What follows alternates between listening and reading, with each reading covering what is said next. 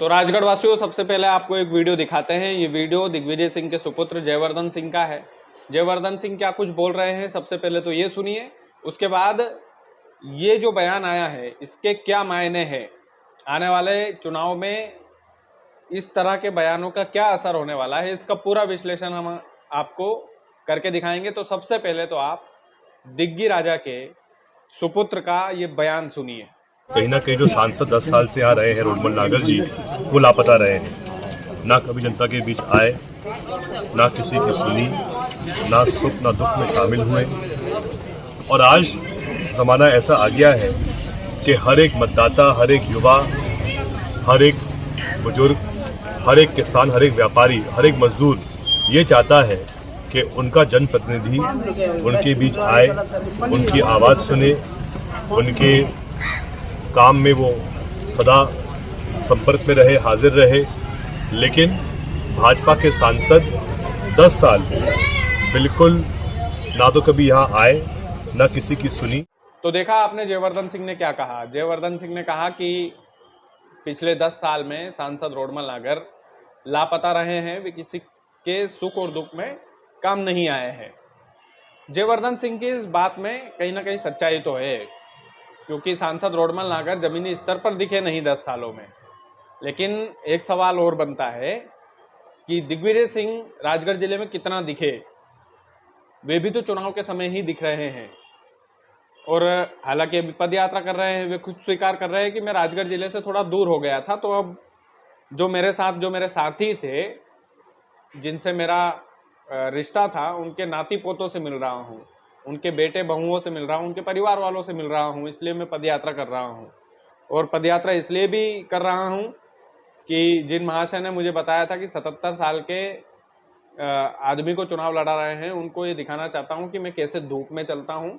अगर उनमें हिम्मत है तो वो भी धूप में चल के दिखाए मेरे साथ। तो ये दिग्विजय सिंह का बयान था। लेकिन सांसद रोडमल नागर को लेकर 10 सालों का जो विश्लेषण जयवर्धन सिंह ने किया है, क्योंकि 10 सालों में जब वो सांसद थे तब वो क्षेत्र में दिखाई नहीं दिए, लोगों के बीच में आए नहीं, किसी के सुख और दुख में हिस्सा नहीं लिया। ये बात एकदम उनकी सही है कि वाकई में सांसद रोडमल नागर जमीनी स्तर पर दिखाई नहीं दिए। राजगढ़ के लोगों को और इवन भाजपा के कार्यकर्ताओं को भी ये बात भली भांति पता है। इस बात से वो भी परिचित है कि वाकई में सांसद रोडमल नागर का व्यक्तिगत जो व्यवहार है, व्यक्तिगत जो रवैया था राजगढ़ को लेकर, वो इतना अच्छा नहीं था। एक जनप्रतिनिधि को चाहिए कि वो ग्राउंड लेवल पर अपनों के बीच में रहे, उनकी परेशानियों को समझे, उनको जाने। किस गांव में, एक एक गांव की मॉनिटरिंग उनको अभी तो करना चाहिए थी। उनकी सरकार थी, सारी चीज़ें थी, लेकिन वो कर नहीं पाए या करना नहीं चाहा। जो भी उनकी मजबूरियां रही हो, वो उनकी मजबूरियां। लेकिन जनता इसका जवाब देगी कि नहीं देगी, ये तो आने वाला वक्त बताएगा।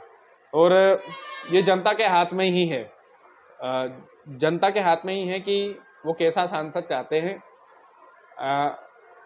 क्षेत्रीय मुद्दों पर अगर वोटिंग हुई तो निश्चित तौर पर सांसद रोडमल नागर के लिए मुसीबतें बढ़ सकती हैं।